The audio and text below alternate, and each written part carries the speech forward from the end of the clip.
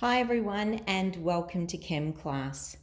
Fuel cells seem to be a little overwhelming at the start, but I just want to show you how straightforward they can be, and if you follow a couple of simple rules, it should be able to help you answer 90% of the questions. They tend to follow a lot of the similar themes. So just this little simple diagram here to demonstrate a fuel cell.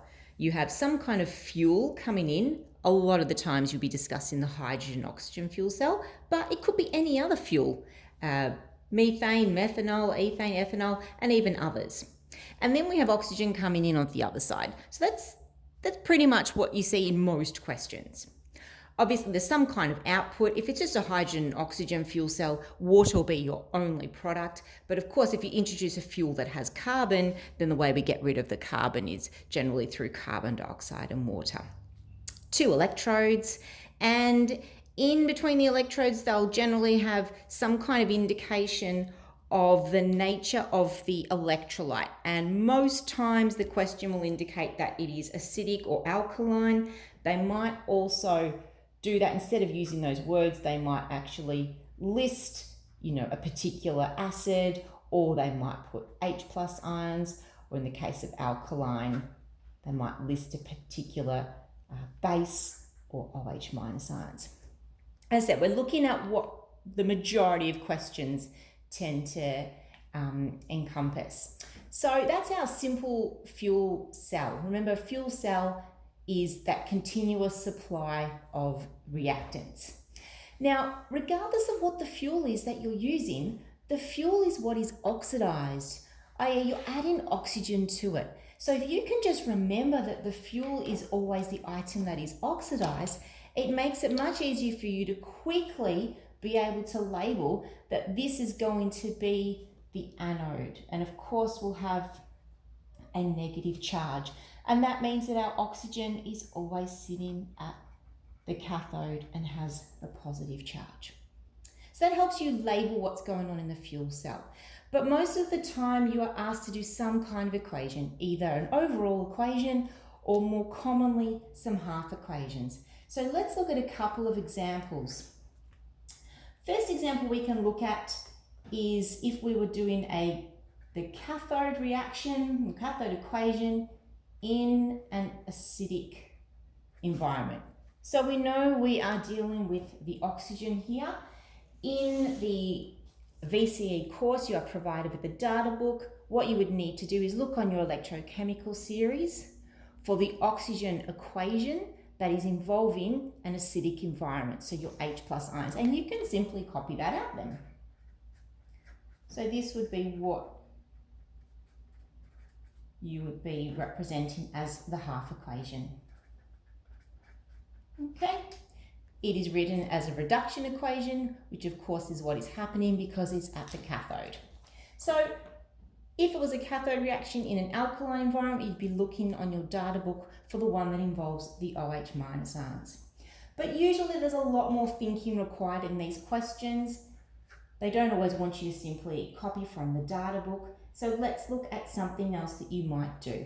And generally, because this is where there's a lot more variety, you can be writing an anode equation. And let's start with an acidic environment and the fuel.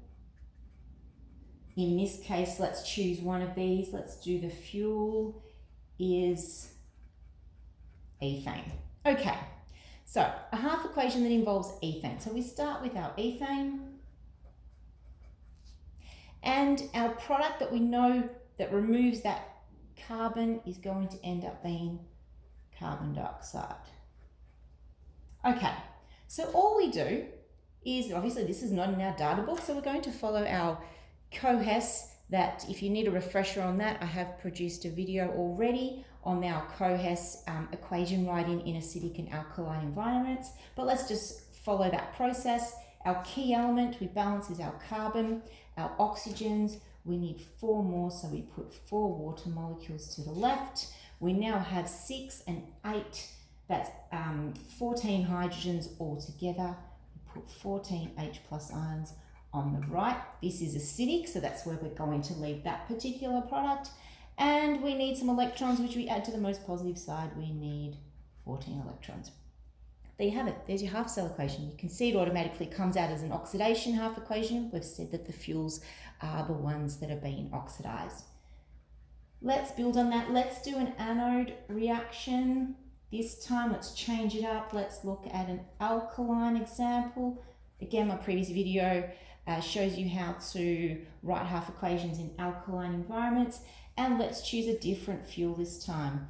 Fuel is, let's choose our methanol. So again, we start with our methanol. And we know that in the case of our methanol, it's got the carbon, so we're going into carbon dioxide. So we go through the process again. Key elements, all good. Oxygens, I need to add one more here. Now I have 4, 5, 6. 6 H+ ions will help out with that. And then our electrons are going to be 6 electrons. Okay, then we pause. Now we want to turn into an alkaline environment, so it means we need to add as many OH- ions as we have H+. So we're going to add that. And we're going to do the same on this side. Now we are going to simplify. These turn into 6 waters. And I've got 1 water over here, which means overall this will cancel out.